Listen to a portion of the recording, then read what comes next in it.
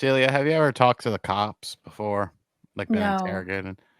Well, I'm going to no. teach you something. When you talk to the cops, Okay, short, concise answers. okay. And Thank you. you can use that mentality for other things in life. Short, concise answers. Are you saying I talk too much? Is that what you're No, getting at? I'm Hmm. saying if John tries to lead you somewhere, you hit him with a short, concise answer because he's going to be Are miserable. He are doesn't have we any. trying to get under the 2 hours? Is He this doesn't have conspiracy? anyone because Evan's not going to play his shit. I don't play his shit. You are the only one who could potentially fall into his traps. I am the weakest link, probably. I will yap No, forever. I am a just yapper. concise. Okay. Start playing Oscar music just really loud, and then I'll get the hint. Well, we're already at a minute, so Sean already brought us there.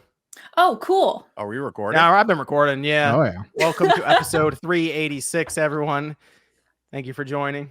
Sean is very excited to have long, drawn-out conversations around all video games. There's no one here Great. to do it for you. Great to have him here. Yeah. Sean, I feel like you and I could have some like buddy cop, like sketch show or something. I think we could pull that off. A sketch is not 2 hours long, good sir. A sketch Well, is you film enough of them to fill up 40 minutes and then fill the rest with commercials. That's how it's always worked on TV. But if you wanted to do a movie, you only need to hit 90 to have it be a theatrical release. That's true. That's true. Just 90 minutes. 90 minutes. I think we could fill that either way. It's good to have who is today RPG 85. RPG 85 in the house. It's the metaphor guy today. So I'm the metaphor guy. He did a video on it. People should check out, and I'll be curious to hear some of his condensed thoughts on it. We'll say here. So it's good to have him. We also have Celia joining us today. Hi, thanks for having me. I'm also excited to play Metaphor. My friends are coming over in a couple hours, and we're gonna delve in. I'm so excited. You guys so how does that work? Does like one person play and everyone just kind of hangs out and watches as it's happening? Yeah, it's like we share, and it's like taking lead. I'll be taking lead on playing because it's gonna be my game, but it's kind of those things where we'll switch off and like other people can play. It's kind of like a battle then pass kind of role, I guess. We'll feel it out. That used to be how it was back in the day when you had the one person who had the PS2 or something, and you go over to their house and they were like, I just got this new game. It's one player, but I got it. And you're like, I'll just sit here then and That's watch literally this game. It kind of depends on the game, though. Oh, you mean Well, you pass the controller if you die or something? Yeah, because like GTA, like, when the new GTA came out, like that was one thing. You and the boys, a couple 40s, a couple blunts.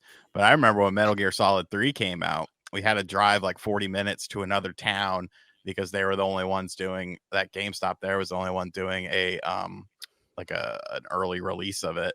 And my buddy, like I drove and two of my buddies and their two girlfriends came along, and one of my friends was really stoned, but he stole like a bunch of like posters off of the wall for me that were like Metal Gear, like all the marketing stuff. I was like, look, they're going to be busy. I need you to get your hands dirty. He didn't care. He was a kleptomaniac. But then, so we get the game, we go back to my house and they're like talking. And I'm like, hey, what's going on here? That's, keep the chatter down a little bit. And then they just kept talking. And after like 25 minutes, I kicked everyone out. I was, get the fuck out of here. I'm playing this game. I need to hear the story. And y'all are chattering. And I don't have time for this nonsense. So it's so funny. Metal Gear is a game you could just sit there and watch because there's so many cinematics and storytelling bits that it's like mostly a movie just about for like extended periods of time. Yeah. And I mean, you're trying to get the backstory. You're trying to, figure this and that out. And then, if you've played Metal Gear Solid 3, like really the whole intro, like the first hour of the game, you don't really play all that much. It's really just world building and stuff like that. So yeah, that was unacceptable. Here's the question though, Celia. If there's no voiceover, but there's text on screen, does somebody read it out loud in the room? Yes. Okay. There's multiple people. We can be all characters. Like we get pretty into it. We did that with the Persona 3 DLC and then also Persona 5 Royale. Since I didn't play the DLC for that, we were like banging that out too. So I don't know. It's fun. It's tradition with Atlas games for us. Okay. The game's 100 hours or so. Yeah, it's going to be a lot. Okay. Usually, what I'm expecting. Okay, for the like DLCs, a long sleepover. they're coming back Sunday. Like we have a plan. calendar involved. Got it. Yeah, it's gonna be. Okay. And then we have Evan. Yep. It's good to have Evan here because he's been playing Silent Hill 2 on the PC. So maybe he'll give us his take. And by the way, Evan, people don't know this, actually was a big Silent Hill 2 fan back in the day on the PS2. He actually played it on, it sounds weird. Evan was a big PS2 guy. No, I was a huge PS2 guy, but like, it's kind of why I was debating picking this one up at all anyway, because similar to, I guess, MVG, because MVG told us that he plays it once a year. I played it every week for half a year after it came out. Like, I almost didn't want to play it again until I saw kind of all the elements they were putting into it that was extra. So it was worth the pickup at least. Still a little janky, but in fun ways, just weird little fun ways. We'll get into it. MVG was going to be here to be at a work thing that popped up. Apparently that may or may not be under NDA. I don't know. So I don't ask too many questions now when it comes to some of that stuff. Maybe because somebody was dragging out last week's episode. Who's to say, really? Hey, you know what? I will say this. The comments were very good. Congratulations, the comment section. They were very good last week. And people said it was one of our best episodes, Sean. People really enjoyed it. And so some people on the show were very hungry. I told you you can get food. Do you not now have snacks near you? No, I was talking about at the end of last week's episode, MVG and I were starving. I'm not eating a snack at 6 p.m. Just crack out the raisins, put yourself into a coma. It'll be great. So there was a back and forth for a minute there with Sean and it was an Entman's box. There was no back and forth. I just ripped the thing open and got my donut. But either way, he got one of those chocolate donuts. I told him, if you're hungry, just get one of those. And you said at 6 p.m. you can't eat that. It's 290 calories. That would be my second one of the day. I'm not trying to waste that many calories on another donut. Like, I might as well get something fun. You said normal people don't eat it. More fun than a which donut? Means you're allowed to eat it at 6. Shut up. First topic. I mean, let's go. Short and concise answers. Well, if people haven't checked it out yet, Game and Talk this past week, it is live. People should check it out. It's a good episode. We Click R3 the week prior, and this Click R3 coming up next week. We have another guest. Last time we had Colin from Sacred Symbols. This week coming up, I'm not going to reveal who it is, but it is a well-known person in the Dragon Ball community who also has ties to PlayStation. So having them on for a good Sparking Zero discussion. Mighty Keith? No, but I've actually talked to him. I think I was going to reach out to him to have him as a guest as well, because his videos are pretty funny, and I've interacted with him a few times on Twitter. So I think it'd be fun to have on there. But you may recognize them when it pops up. So we'll see. But yeah, shout out to the comment section last week. I did pick out some comments there, and I also picked out some stuff from the mailbag over on the Spawncast Network, the Patreon. You can sign up for that. Check it out. Patreon.com/Spawncast. It is down in the description. Head on over there. Be part of the community. The Discord's been actually going kind of crazy too. A lot of people talking in the Discord as well. So when you sign up there, you can also become part of the Discord and go back and forth about video game related topics. So it's a good time there.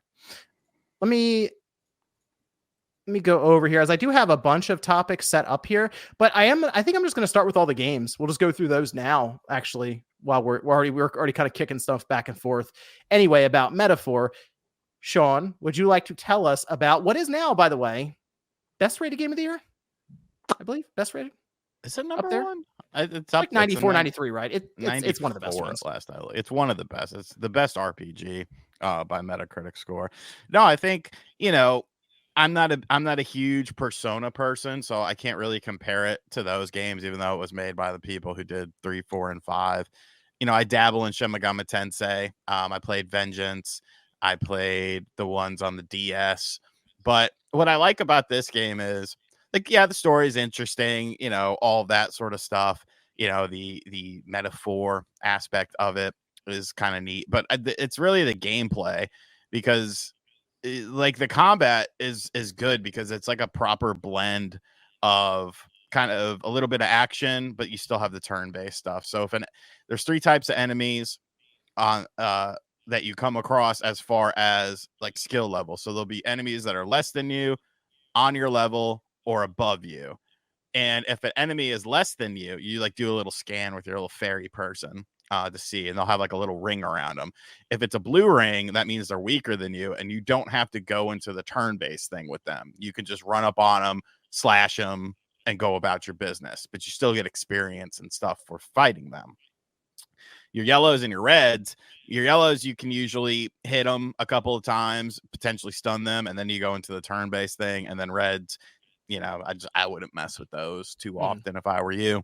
But then within the game, within the combat, you get like, instead of like having like dedicated like classes and stuff like that, you unlock these things called archetypes, and they essentially are classes, but you can mix and match things from them, and you could change an archetype and level up an archetype the more you use it. And those are essentially like your like kind of magic, but it does expand just beyond like, oh, this person's a healer, this person's a fire mage or something like that. Like, it's a lot more in depth, and the more you use an archetype, the stronger it gets. But say you get tired of using that, you can just switch to a different archetype if you have one, or you can get one and then switch to that. So it keeps things really interesting.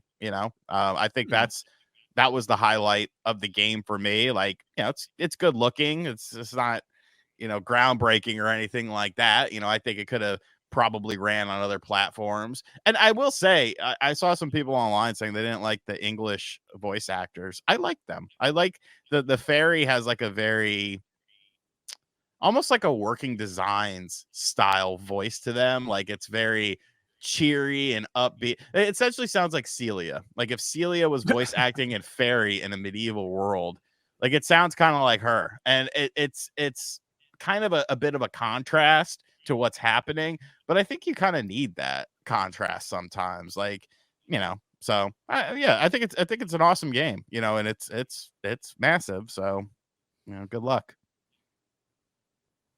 What do you think, Celia? All I got from that was people hate my voice. So from that, yeah, I'm very excited about the game. It's cool to hear that they carried over from like Persona. The like when you're stronger than an enemy, not having to fight them, you just like boop them out of existence. It's cool that they kept that, because it's like a really great quality of life feature. That I experienced in 5. So I'm excited to play. I'm gonna play it in a couple hours. It's gonna be awesome. I'm actually am playing this one in English.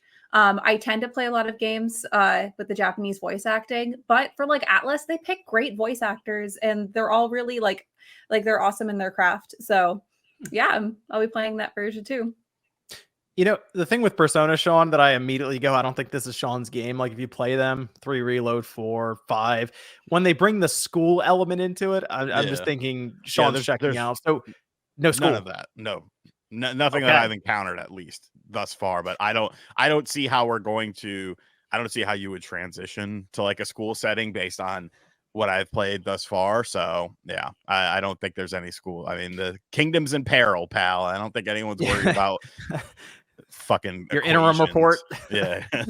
While I do enjoy the school aspect of, because it's fun, like you're doing everyday life and you have to go do things. I am really excited to like not be a high school student in this. It like actually like venture around.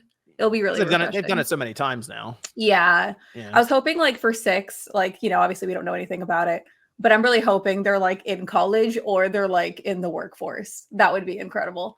Just working at McDonald's, summoning spirits. McDonald's. Yeah. Well, it'd be Whack-Donald's, because they always change it to that. No, you do Burger King, and you can interject the sneaking into it. Sneaking. I want to play Metaphor, but I'm telling you, I look at that like the runtime of that game, and I'm like, when do you get time to play it? 100 hours long. It's like, well, I think it's 80. The game you're gonna play for months. I think it's 80 hours long, and then 100 with side quest stuff. I mean, but 80. Yeah. It's like it's only 80. It's like, oh my gosh. Yeah, I don't know, man. Like, you gotta be dedicated to it. Like, am I gonna finish it? Not anytime soon. Like, I got other stuff.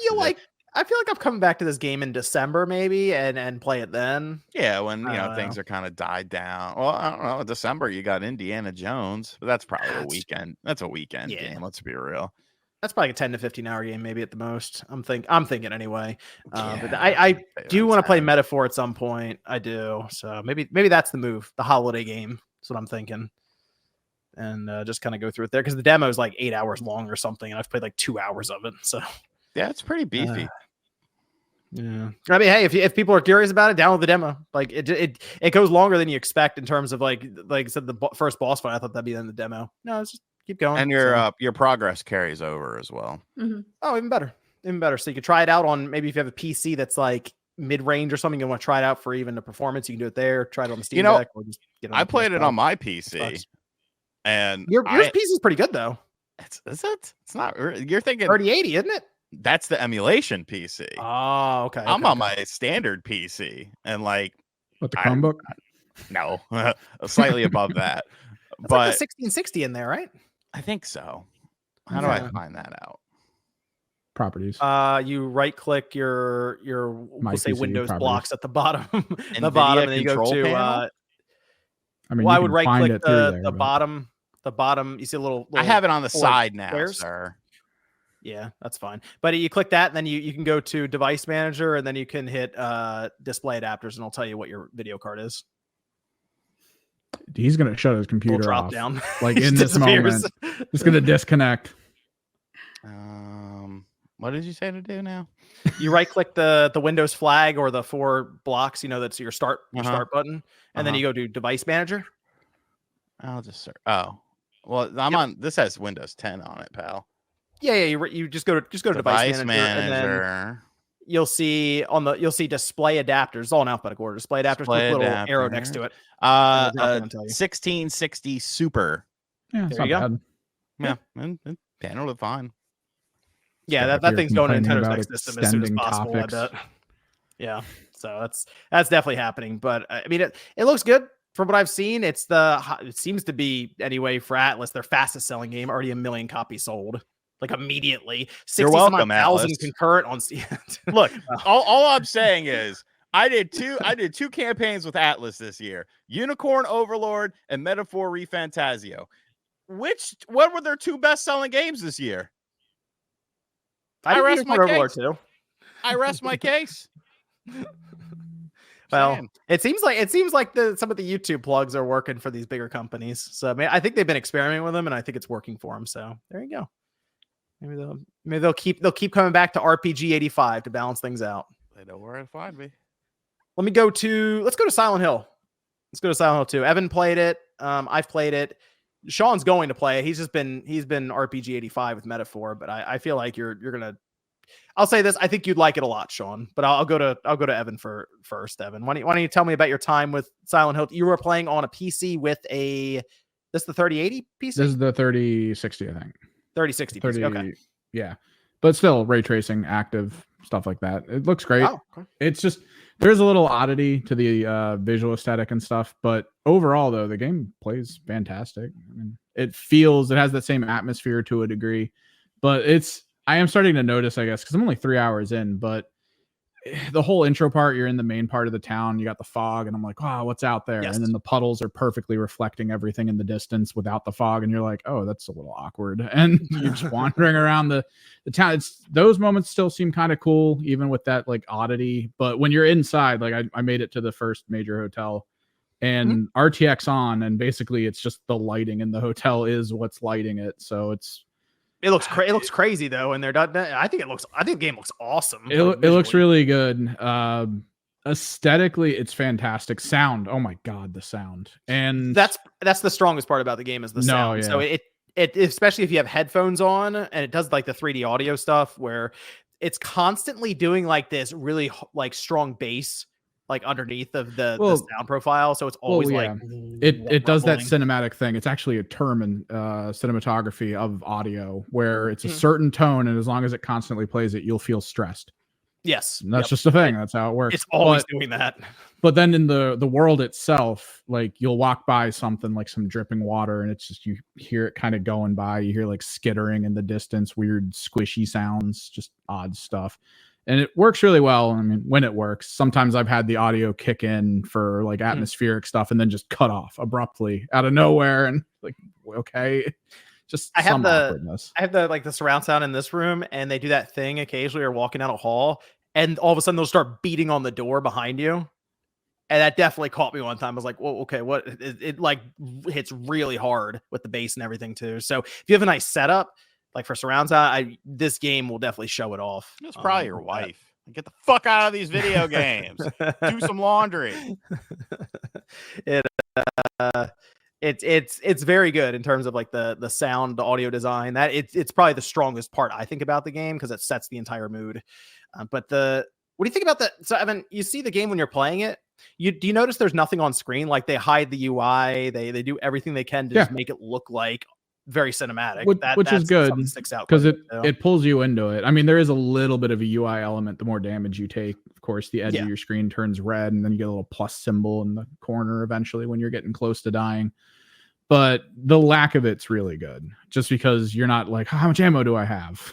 Oh no, how much health pots do I have to use here?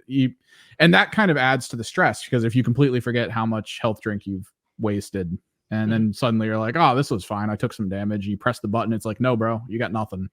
You're like, oh crap. All right. With the syringe too. It's like, oh, he finds a syringe. Oh.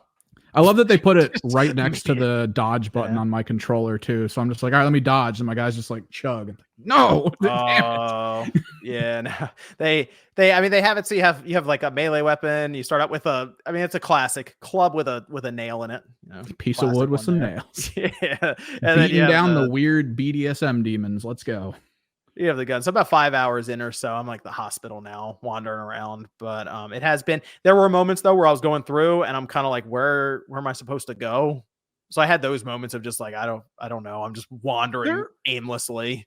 They're pretty good with letting you know on the map specifically. Like even if you don't quite know where stuff is, as long as you see something, it's like, oh yeah, go to this circle, this circle, this circle. So it's a little bit like that. And of course, you can up and lower difficulty of puzzles. It's actually. Weirdly, for people who are thinking like, oh, this is going to be a horror game that's difficult, if you actually just want to play it, there's enough settings built into it where you can just be like baby mode and then just go through it without much issue. So it's perfectly fine. You can make the puzzles super, like basically non-existent almost, I think. Yeah. I have it on like the normal. I didn't put it on the hard puzzle. Apparently that just makes the puzzles, people are saying, just kind of annoying. It's like, I can see that. Normal puzzles fine. But it took a little used to with the combat because James is very clumsy. So he's definitely not set up as he's not really set up for combat well, which makes sense because he's not supposed to be. No, right? Yeah. He's just going there. It's tank controls. I mean, it's tank controls, so you got to kind of keep track of where things are going. You're going slower sometimes than the things that are trying to kill you. So that's always fun when it's skittering by you and you're trying to keep up with the camera. You're like, God damn it, where's it going? And that's all happening in the dark. So yeah. They have the mannequins that they'll run away and they'll try to hide against the wall, and it looks so bad. You know, they don't make static until they're right next to you in your radio. You're just walking through a room and you hear, you're like, damn it, and just slaps you across the face. Yeah, it's really funny because if you see it, it's like it's doing that thing where it's like it can't see me if I'm still, even though it's like right in the middle of the room. You're like, well, I mean, you're right there. But other times, you're right, they'll hide around a corner on you in like a bedroom. No, yeah. You can't quite see them until it's too late. Then they just smack you. So. One of them jumped down from the ceiling and hit me right as I heard the static. It's like, yeah. Cool. It's they do in like that half sense, damage though. It has some of those jump scares, but man, this is Silent Hill just relying on like the psychological side. That is all. It's constantly just doing that. Psychological and atmosphere, just because level design. Like when you're in the hotel, the hallways are smaller than an actual hotel hallway. Like you couldn't have two people standing in one of those hallways. So it's very claustrophobic, very dark, no doors to go out, and your flashlight only moves slightly up the hallway. So you're walking into darkness the whole time. You don't know what's down that hallway, and it just pops in on you. People are noticing that it is quite a bit longer than like the original Silent Hill 2. Like it's like 2 or 3 times the length. And to get all the endings, you got to play through the game like 7 or 8 times. So I think that part might put some people off. But I mean, for a single playthrough, you're just like, I want to get the experience. I think right now it is an awesome game. And it's Bloober Team, which, man, they've been going through it. And they finally come out the other side with a release that is getting critical acclaim right now. So yeah, it's pretty good. And the change from fixed camera to third person camera feels good. They did enough to the world so that even when you're just looking around at random stuff, it still feels like kind of Silent Hill. Like it feels like what it's supposed to feel like, even though the fixed camera adds to horror by not letting you see what's beyond certain points and stuff. They get it. They nailed it a bit with this, just because, I mean, that's the basis of Silent Hill. You're looking into mist. It doesn't matter if you're third person or fixed camera. Right. You don't know what the hell's over there. You got a problem with the mod that removed all the fog and brightened the town up? Did you see that? Did you see the image of that? I could see someone doing that. They removed all the fog and then they made it so the sun was really bright and it looked like a happy town. And someone was like, "This is awesome." I'm like, "Really?" I feel like that like destroys Silent Hill 2's feeling like immediately, but no, it does. But so I mean, but at the same time, this town's supposed to be designed to feel like a town. Like you should feel like maybe you've been to this town kind of situation. You're like, oh, the town's the monster, and I've been there before. That's crazy. So it's kind of awesome. So what's the move, Sean? When are you picking this thing up? You know, I was gonna buy it last night off Amazon, but they didn't have any physical copies of it. Oh, like, or if they did, it's like a long wait. Let me check and see if they have it. Oh, I also like some of the additions too. Did you shatter any windows for businesses and jump into them to like look around? I did a few of them. Yeah, there was like 2 or 3. I was like, "Can I?" Oh, I was actually shocked because I'm walking past. I'm like, "Can I actually break this window?" And just like, "Oh, I can." And there's stuff inside.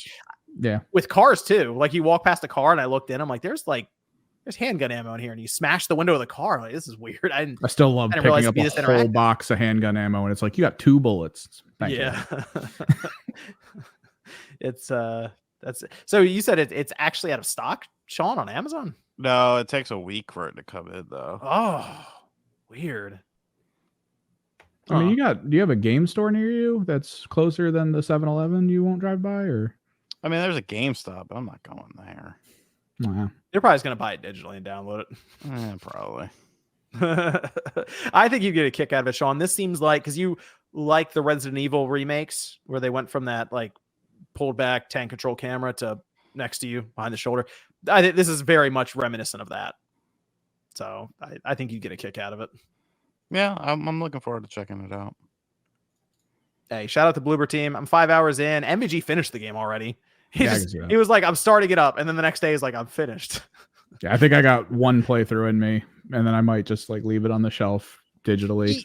He said he plays Silent. He plays it once a year. He's extremely familiar with it. He did a whole video on it, everything. So he's a bigger Silent Hill fan than I think most of us. So I'm not self-proclaimed big Silent Hill guy, but this has been a fun playthrough so far.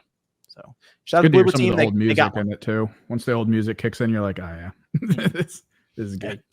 Bloober Team got one. They got one. Now they're like, oh, what other Silent Hill games are going to remake? Now they're on that level. they're going for them now. So hey, they said Konami, it's not showing it off correctly. Just wait. Seems like they were right. That was wild seeing the trailer with the character with like the giant nose and like all the weird facial features. You're like, what the hell? And then now you see him as he is. You're like, yeah. I don't know why they showed that. Yeah. Well, I wouldn't be shocked if some people say that this is their game of the year. I'll just say that as they get to the end of the year when it's time to vote. So we'll see how things go the rest of the year as we go along. Okay, let me go to I'll talk pretty quickly about Dragon Ball Sparking Zero, since I don't think anyone else really cares about Dragon Ball as much. And I'm going to talk about it. Oh, okay. I have the game, but it's going to play it up. Yeah. It's on my list of things to play. What? You bought that game too? People said you don't buy any games. What happened? I got it for free, but I did ask for it because I like the Dragon Ball Z saga. I like the Budokai games. I played them on my PlayStation 2. Oh, okay. See? Shout out back in like 2003 or something when I got it. Anyways, it was middle school. But Sean's the weird one. Sean doesn't care about Dragon Ball. Evan likes Dragon Ball. Still likes Dragon Ball. All right. I love Dragon Ball Z. Like literally, I do a run through of the show like every time, like every few years. Like I went to go see the Brawly movie in real life, I went outside to go do it. People saw me going into the theater to see the Broly movie. yeah, I still have the card. I kept it in its packaging. I love Dragon Ball Z. Vegeta's my main. Okay, tell us about the game. Okay. Well, you played the other ones. You said you got this one. You get on Xbox, PlayStation 5. Okay, yeah, that's where I'm playing it now. So it's obviously people are looking at this as the next Tenkaichi game because they have 180 plus characters, which some of the characters are just other forms, and you can be one form and then go to another form So they kind of merged them together a little bit. But the thing that I've been playing on this, I played about 6.5 hours of this game actually now, is there when you start up, you can go between tabs. You could play online. You can do a skirmish battle. You can go through like encyclopedia shop. But the thing that I've been doing are the episodes. So you basically go in, there's like a storyline for each character. And it's like a path kind of set up, I guess, a little bit like Budokai 2, where you have like a little board and it just you go between them, but occasionally they'll have these split paths. So they try to tell you the typical story of Dragon Ball. Doesn't do a great job of it, but I feel like most people who are buying this already know the story. So it's like, here are the cliff notes with slides. Okay, we're going quick. It's like one slide, Goku's on the way to Namek. 2 slides later, he's fighting Vegeta or Frieza. So it's very quick. But the thing that people are pointing out, I will say, is probably the strong point of this are the what if stories. So if you're good enough to beat Raditz without Goku dying, for example, they go through an entire storyline of what would have happened if Goku had just stayed on Earth waiting for Vegeta and Nappa to show up. And they play it all out with cutscenes and everything. Man, that sounds awesome. That's really great. Celia seems very excited. See, I love it. But they do that so as you go through, you'll unlock other characters and they get their storylines too. So you have Goku Black has a storyline. Whoa. Easy there. All these characters though, Trunks, the future Gohan one is probably the best so far in terms of the what if story, because they have an entire twist on like a character turn and everything. So they have new forms that they introduce as well. It's like they basically wrote a bunch of different like anime storylines for Dragon Ball and just filled it in. I'm so excited. Yeah, so now for the fighting part, people are kind of torn on it a bit because some of it's sort of cheap, like the enemies you'll fight. Like there's one online where people are memeing about Super Vegeta or Grade 8 Vegeta, who basically just keeps killing everyone over and over again. And you end up kind of cheesing them to beat them. So you have, like, if you play Tenkaichi, it's the 3D arena brawler where you can move in free space around a 3D arena, but you can do like your ki blasts, your combos for normal fighting. And then you can also do special moves and blocking and dodging, that kind of thing. But what ends up happening that I've noticed with these battles with the computer is you power up as much as possible and then just throw your ultimate at them over and over and over again until you win. So, I mean, it's fun. There's a lot of, lights and explosions on screen.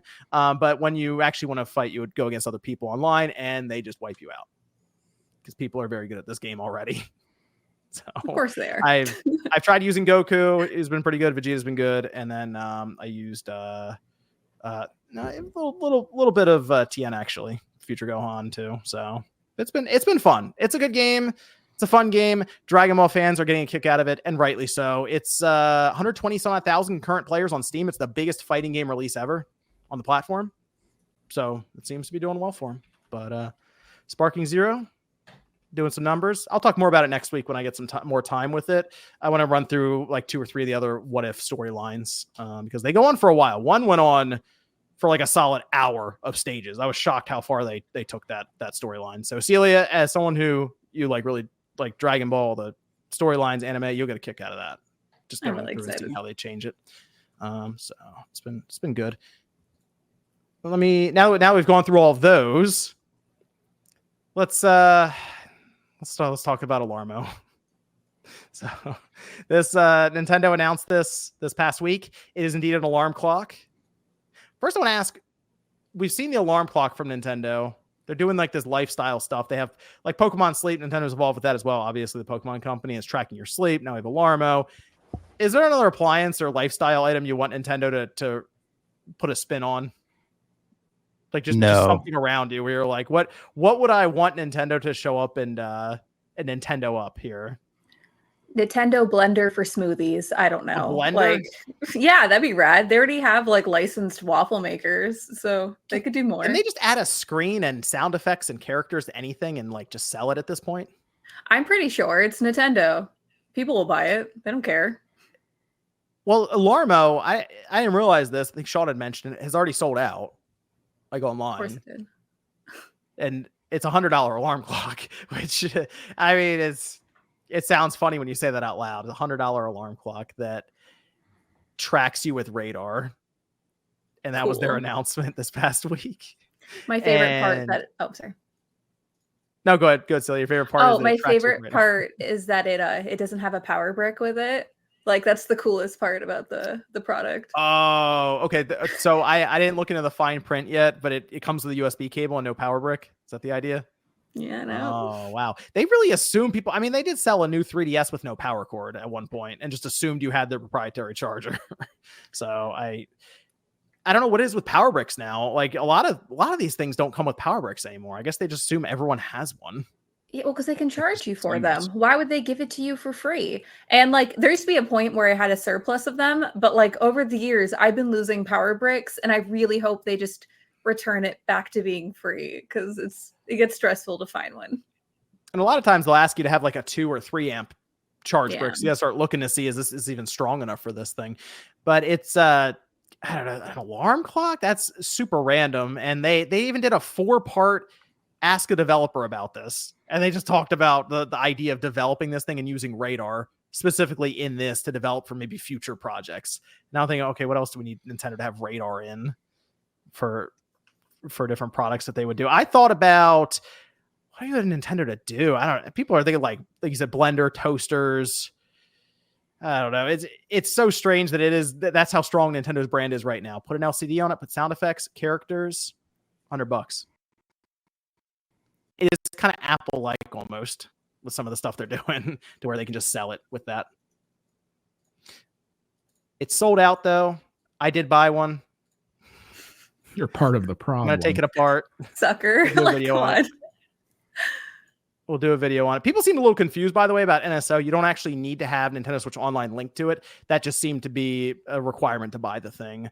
But it does get updates. We got already update 2.0.0. So there you go. I'm sure the Nintendo websites are real excited about covering those firmware releases in the future. It was probably to help prevent scalpers. Yeah, they also put it up for Nintendo New York. Like, it was just in stock immediately that day. So, are people really scalping an alarm? I mean, okay, I shouldn't say that. They will scalp anything. Oh my god. I shouldn't say that without checking. All right, the Nintendo Alarmo, because I have a feeling I'm about to type this into eBay, and it's okay. Yeah, I was wrong. Never mind. How much is it? Guess how much? How much do you think it is? $300. Retail $100. Retail $100. Here's one for $299. Let me see what the sold listing is on it. I can't believe it. People are actually like, yeah, people are buying it. 200, 190, 200, 200. Yeah. John, why is yours for sale on there too? I didn't even get it yet. I should put it up for sale. Apparently, I should. Well, that warranty sale is about to be void on that thing. So I don't know. That's. I can't believe that. That's amazing. Is it? Maybe I shouldn't say that, because we've seen some craziness being flipped on eBay the past couple of years, haven't we? Yeah. No matter what it is, we had the PlayStation 30th anniversary that was trying to be flipped for $4,000 at one point. I shouldn't be surprised. I really shouldn't be anymore, and yet I am. Man, let's talk about this 343 Halo stuff, Sean. I know you're a big 343 Halo guy. I know. Yeah. Great job. I know. They're rebranding. They were 343 Studios. Now they are Halo Studios. They have multiple projects set in the works, and they're going to Unreal Engine 5. I have to get an image of this. They showed some screenshots and video of environments, and then also they showed Chief, and I don't know, the video of Chief and how he looks is kind of weird. It was throwing me off. Why? But No. You were glazing this as the second coming of Christ, sir. No. Yes, you were glazing. You are so excited. I'm not talking about. No, I don't watch your videos. See, that's how I know you don't watch my video. I'm talking about your online spectacle over this game. I put like 2 tweets about it. It's gonna be on. No, there was at least 3. Was there 3? I thought there was at least 2. There's at least 2. Yeah, I am. I'm interested. I am, to see what they can do with this. Now, I understand that 343 has not done a good job with Halo. I am able to admit that fully. That it has not been a good go with things for them with this since Halo 4. It's they really haven't put out a Halo game that I've seen come out and I've been like, okay, this is obviously better than 1 through 3 or Reach or any of that, because it just hasn't been. And then Master Chief Collection was terrible when that came out. That was just broken. So they haven't done anything where I look at and go, yeah, obviously we can trust them with the next one. But I am interested to see what they come up with in UE5 at least. And I responded to that article that said, is it time to end Halo? Like, just be done with it. And I don't agree on that point, because I do feel like there should be, if they can get a Halo game right, I still think it's a very strong brand, despite their best efforts to kill it by, I assume, accident, but who really knows at this point, because it looks almost, I assume, like incompetence with what I've seen so far out of 343.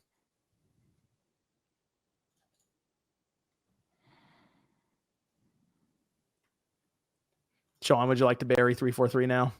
I mean, it's just a name and engine change. You were just sitting there waiting. You're like, okay. I didn't know if you were done. No, I was good. A name and an engine change means absolutely nothing to me.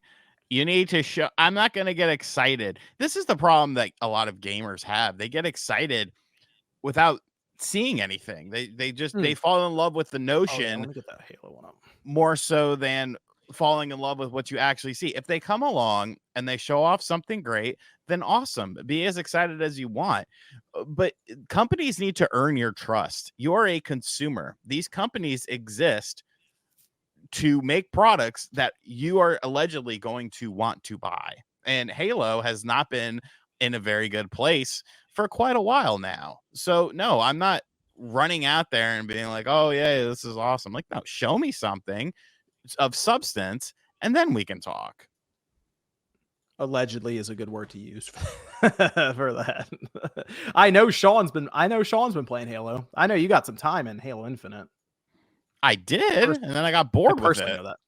No, but I'm saying I know you actually like played Halo Infinite as well. Oh yeah.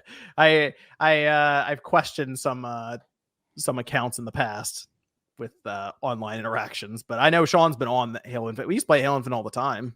Yeah, that was like a consistent thing back in the day. Okay, here we go. I say back in the day, it wasn't that long ago. A couple months. Yeah. Well, let me see. Okay. This is Master Chief right here in UE5. It's a still from the video they put out, and my issue with this is its armor just looks. He looks like an action figure. That's the best way I can describe it. That's how he always looks. But like he looks, at least in the other one, he looks a bit more like this looks like a matte finish, perfectly done plastic suit is what it looks like right now.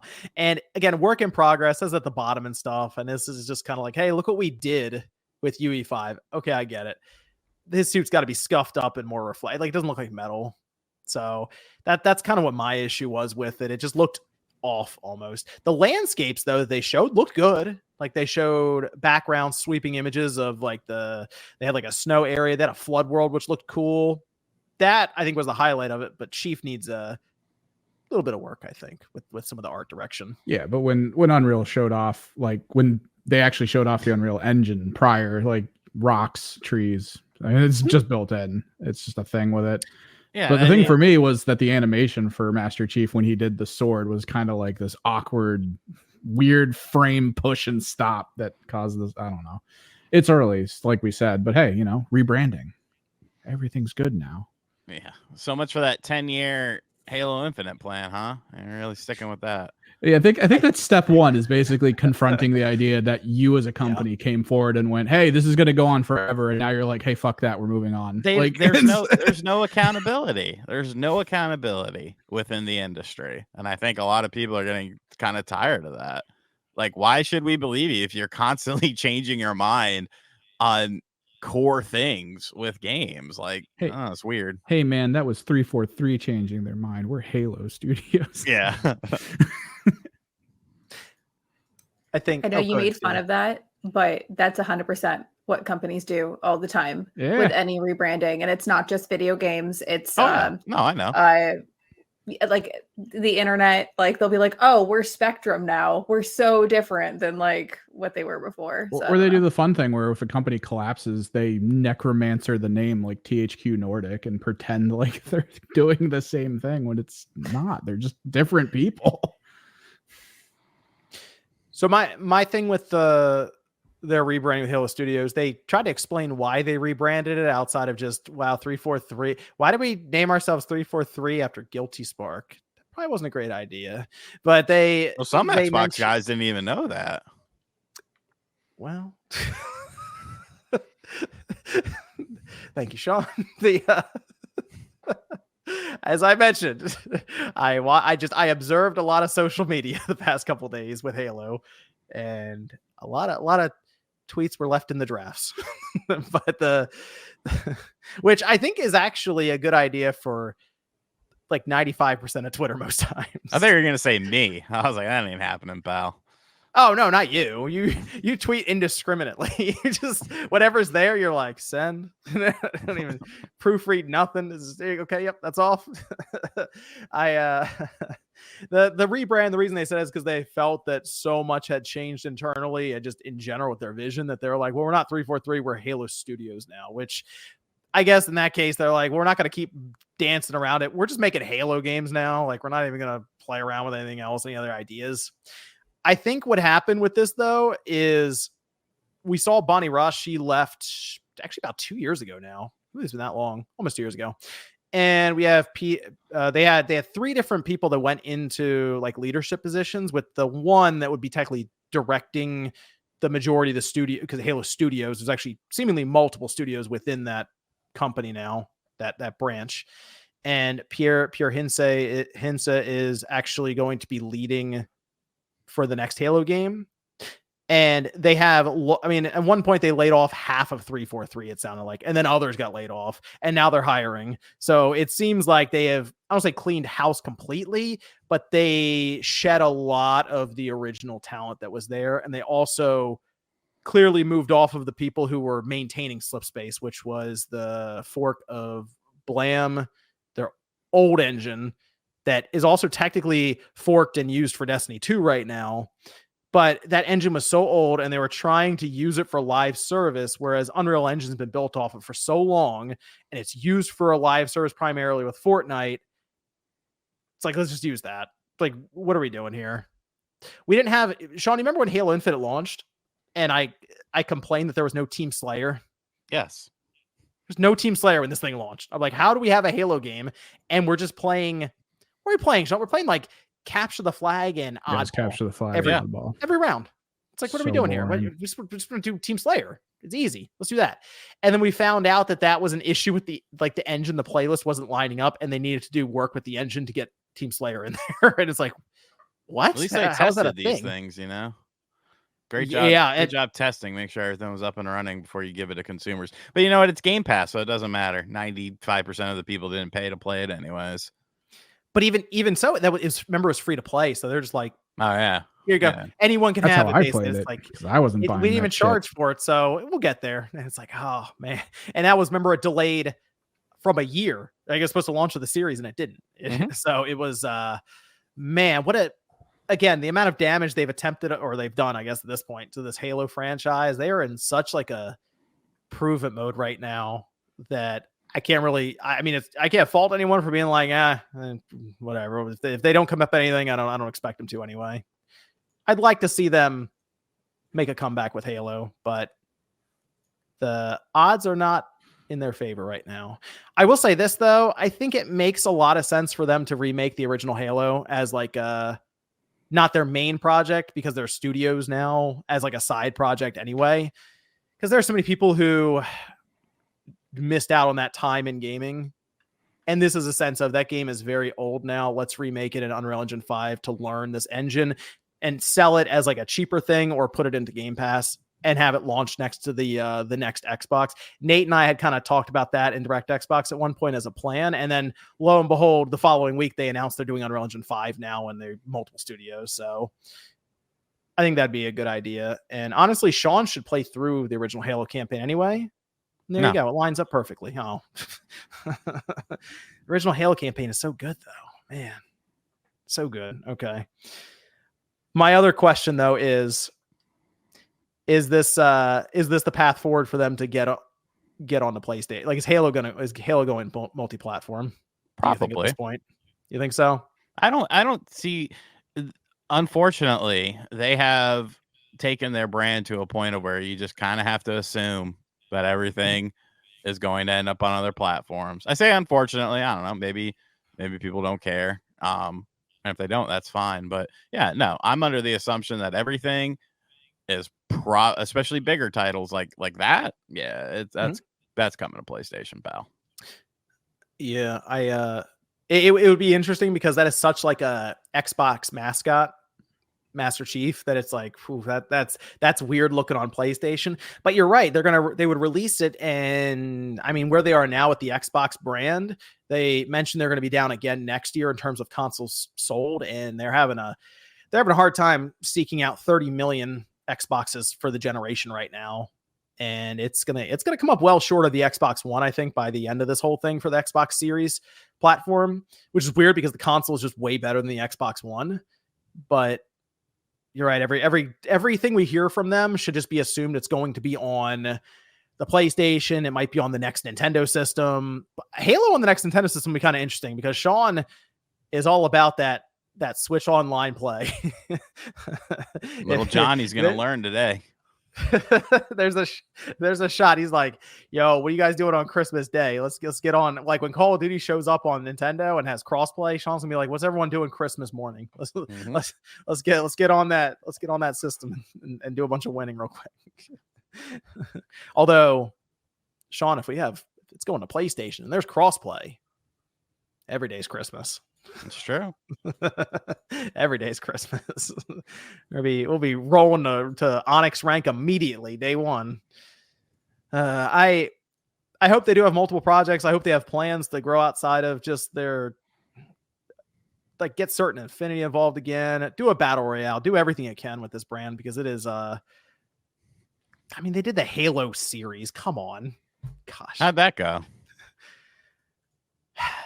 Well, I try to convince everyone that it's not canon, so don't look directly at it. It's like that kind of thing. So, man, what a shame! What a shame. Master Chief, once a staple in gaming, now kind of overlooked, kind of forgotten. Well, we'll have a couple years anyway. There's no one to blame but them. Yeah, we're not going to see anything from them for a couple years anyway. So at this point, there's not really much worth really talking about outside of UE5. We'll see what they come up with maybe for the next Xbox generation. Let me, oh, here you go, Sean. This is a good one for you. I got you. Maybe Celia too. I don't know. Celia, I never asked you, are you a big horror game person at all? Not at all. Okay. I have a hard time with the spoopy games. Like, I've played some scary games in the past, but I don't seek it out. Why? Okay. What's up? Alien Isolation is a fantastic game that more people should play. I feel like a lot of people are aware of this game and have played it, though, or at least seen clips of it online. So it's not like a under the radar game at this point. But when it came out, it was, I will say, kind of a little underappreciated, a little bit. Yeah, very. IGN gave it like a 5 and stuff. I think it's not just me, right? I'm looking back and I'm like, I remember this being a game that people kind of buried a bit when it came out, and then over time liked it more and more. Yes. Okay. We are getting a sequel. A sequel is happening because they announced it on, I can't believe I'm saying this, the 10-year anniversary. It's very weird to think that game is 10 years old now. Alien Isolation. 2014. I played it on the original, or the Xbox One, the VCR, when it came out. And that game, you can still play it now. I think it still holds up with the AI and the xenomorph just tracking you throughout this, like the different levels in the station and everything. It is definitely one of those spooky, scary games, Celia, that you should try. It's kind of. Did you ever play Outlast? No. Okay. Yeah, sorry, might be. Yeah, I was looking it up right now, and I'm like, it looks stressful. I have anxiety problems, and I feel like I'll be verklempt like the whole time. You would. It's extremely stressful. Yeah, it looks like it. How dare you? Like you'd be walking through like one of the rooms, and like the xenomorph's like in the ducts or something, and comes out the side at you and grabs you and stuff. So I feel like if it was cute, like if they made a cute version of it, like You you're can probably get it on stressed PC out, but, modded, like, so it's just Hello Kitty chasing you around. Or something. honestly, like if it was Pachaco, I would just be like, okay, just get me, it's fine. They put the Thomas Resident Tank Evil Engine and mod. everything. Yeah, the so Resident Evil maybe it's Thomas that. the Tank Engine mod plays the sounds music and incredible. everything as it's coming for you. I know it plays the DMX music every time it's coming for you. Oh yeah, X gonna give it to you. I mean the things they can do now, like it's like the AI for that xenomorph that's tracking you constantly was, I'd say, like definitely above average at that time. It really stood out, and I have to assume that now with the newer technology, especially if they're announcing it now, man, this thing's probably not out 2027, 2028. This might be a next gen or cross gen title at that point. There's I think some really impressive stuff they can do with, sure, visually, but definitely with like the AI, and it would be super anxiety ridden, I think, at that point. It'd be ridiculous. So just wanted to throw that out there because Alien Isolation, it's a game more people should play. So I'm looking forward to hearing about the sequel at some point. Sean, you bury God of War constantly. What do you mean constantly? I just missed 2018 God of War. I miss the older style. And you know what's funny? That's actually starting to become a thing online where people are missing the more action orientated thing than the PlayStation template. Not to say that those games are bad, but mix it up. I wanted to bring it up because there's a rumor. Celia, did you play it? I played God of War 2018 and the Dad Simulator. So I've played both of those, but I've never played any of the earlier God of Wars. Oh, okay, this is perfect. All right, good, because we do have. There's a rumor going around right now. Mini game. And I'm back and forth on how legit this one is, because it is one of those situations of it sounds too good to be true.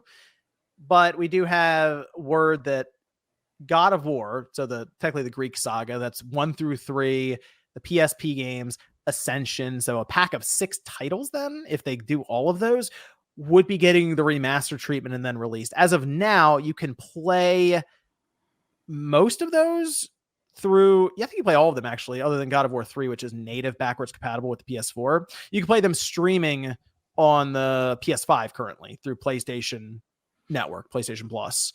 Or as I'm sure Sean would allude to, you can technically emulate all of them right now. Yes. But there are many people who are like, oh, cool, remaster of these games. Maybe they haven't played them. And I thought about that for a minute. I'm like, is like the current God of War that we have now with that camera angle, I guess it would be slower paced combat, right, Sean? If you looked at him, slower paced combat compared to Kratos swinging around everywhere, going 20 feet up in the air.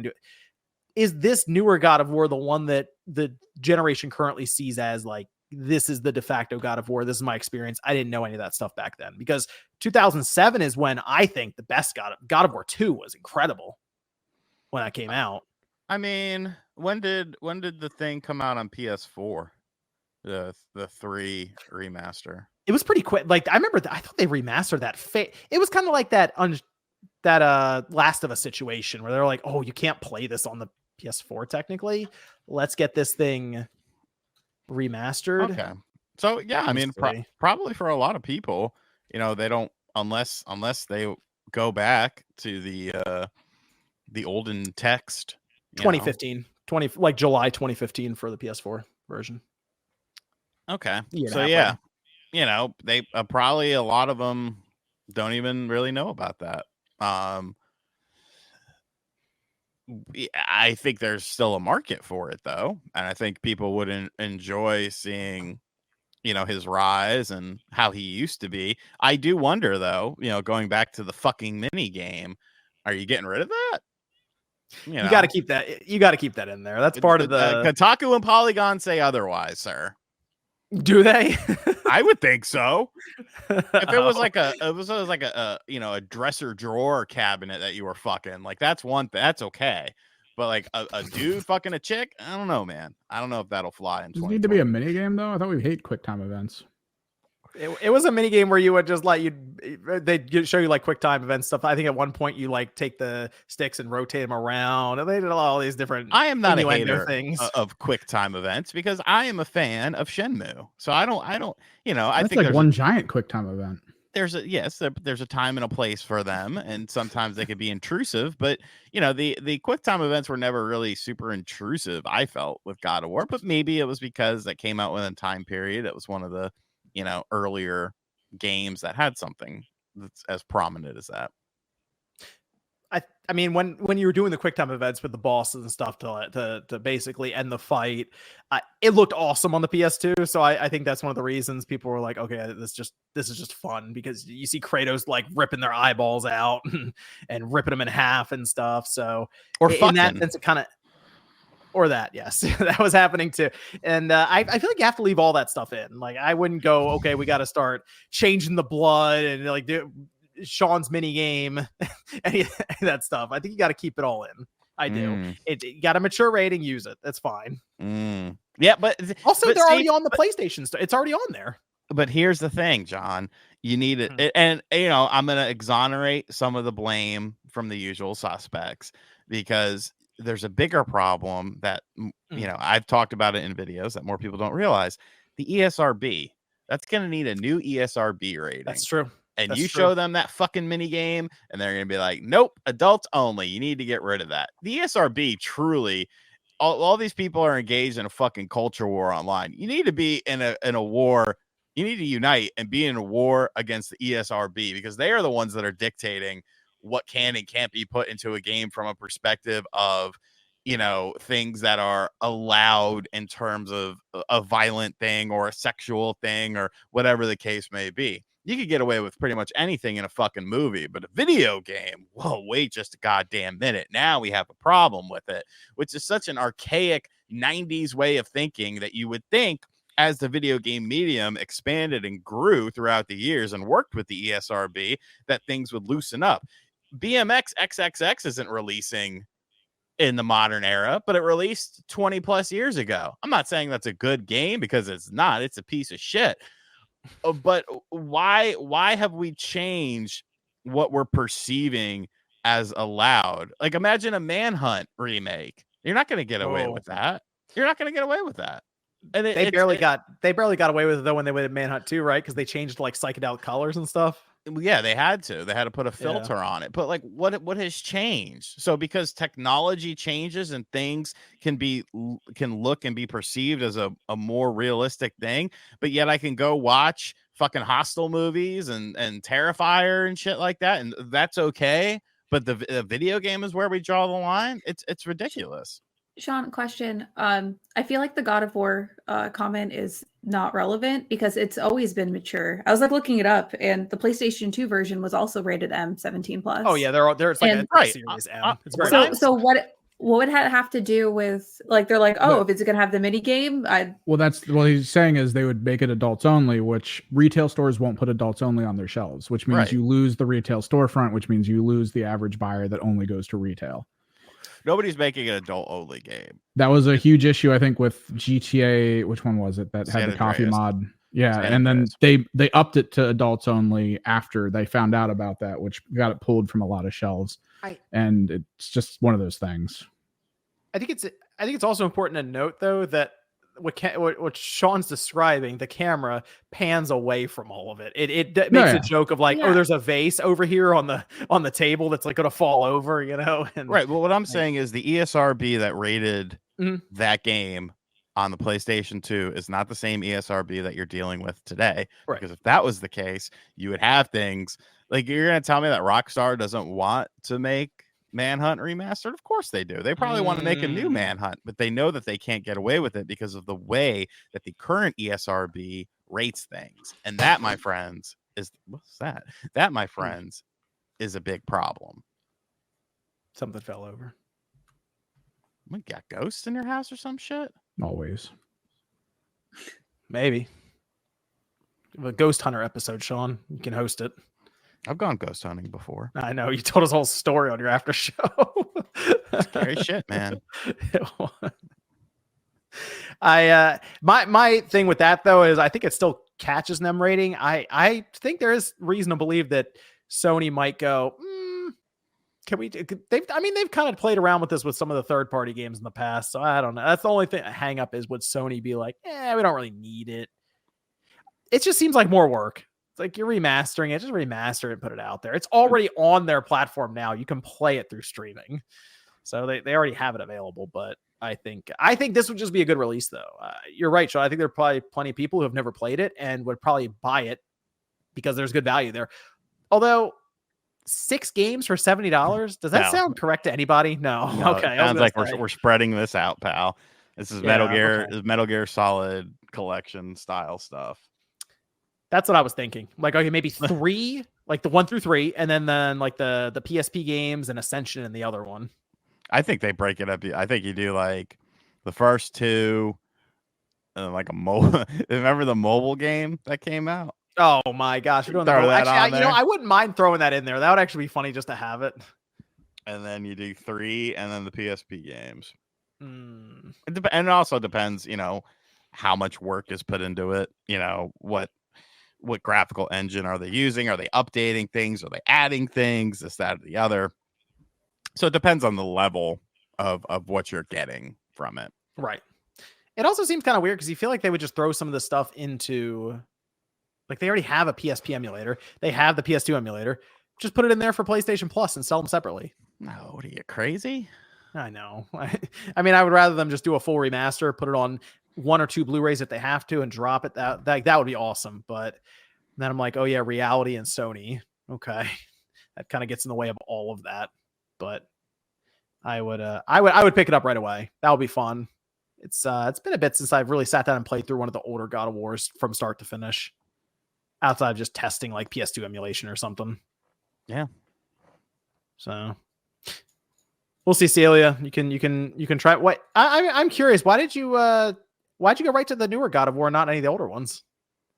It just never interests me. And then that one was pitched. So like it was just kind of one of those things where it's like, oh, you should play this. You would like it. And then like after I went through that, they're like, oh, you should play the earlier ones, but I never got to it. Too much of a backlog. I have my PS2 hooked up, so I could go back and go play those games. I just don't have them. They haven't made it very easy to get them anyway, so hopefully this rectifies that. You can just buy them and start playing them on the PS5. We've talked a bit. I had this as another question that I occasionally I'll go around and say look for different questions, stuff people are discussing, and this came up, and it came up with the console market right now. The Circana report came out, and hardware in general is like down bad from last year to this August. It's like minimum 34%. The most right now is the Switch is down 41%.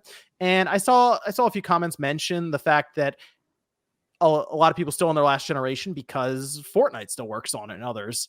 And it got me thinking about the idea that Fortnite is kind of a game that some people just play. That's all they play.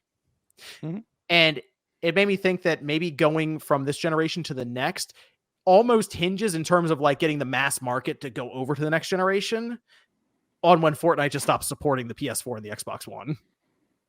Why would they?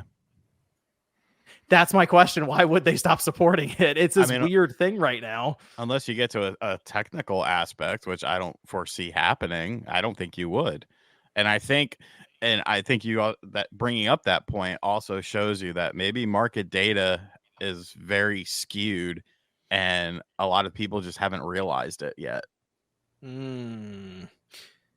It's these live service games, but you got to remember there's only a few that are successful. For every one that's successful, there's 20 that have failed miserably. And companies are having a strong, I don't want to say strong, that'd be a better word, a hard time trying to navigate the landscape. I think you need to stick to what works for you and then just, power through, because at the end of the day, that's what's always going to work best for you. But yeah, I don't foresee, unless they do Fortnite 2, but then once again, why would you do that? You've built this game up so much. You constantly just add on top. You have this huge dedicated fan base of people that just eat up all the skins and all that sort of stuff, I mean, I guess maybe 20 years down the road, like, sure, but who the hell knows what the industry is going to look like then, anyways. Yeah, I feel like I think Jez mentioned it on Twitter, and that's what came across my feed when I was going over some things. And he mentioned in relation to how generations in general have become so blurred at this point to where the PS4 is still relevant. As I mean, Sean mentioned at one point, 2025 we'll still get PS4 games. Then we got a 2026 PS4 game announced, and I'm like, oh my gosh, we might still have a relevant PS4 by the time the PS6 gets announced legitimately, which is weird to think that way. But if Fortnite is still supported, or any other big live service game, I don't know what Apex. Outside of Fortnite, what we got, Apex Legends, sure, that's a good one. But any of these big live service GTA games, Online, yeah. The good thing about the thing about that is we assume a new GTA Online coming that's only going to be on PS5, Xbox Series, right? You think that's coming on day one? No, it'd be probably like the following month or two. Is that what you think within the same calendar year? Ye of strong. You also are the guy who thinks that the name change is going to save Halo, so I guess I should give you a little bit of leeway. Well, I don't think that GTA. I think you're going to get a single player campaign, and as far as multiplayer is concerned, we will talk about that in the future. It also depends when GTA comes out. Like if it comes out in like August, maybe they'd have enough time to get it out by December. I think they want that for holiday online. I don't know, man. Move people over. They need to sell more shark cards that aren't compatible with the old one. Side note for PlayStation 4, because whenever you'd mentioned, sorry, just to jump back in the conversation. So because you had mentioned we probably will have PlayStation 4 support come the PS6 announcement. PlayStation kind of historically has done that with support. Like weirdly, there'll be a long, I guess, trail for support. Like the last PlayStation 2 game released in 2013, they were still manufacturing CDs for that. So are we surprised? I just feel like that's a trend for PlayStation in general. Well, I think let's say the PS6 gets, I'm trying to think of when that would even be announced technically. I guess it would, 2028 is like what they believed internally that the system would release. So we assume holiday 2028, which means they would announce the PS6 at the end of 27 or beginning of 28. So we would be 15 years removed from the PS4's release then at that point. Yes, 15 years. And I look at the PS2 and that would have been like, it came out 2000, so it'd be 2015 or 2016 or so. So that's in 2016, we were basically done the PS2, but we had FIFA and stuff.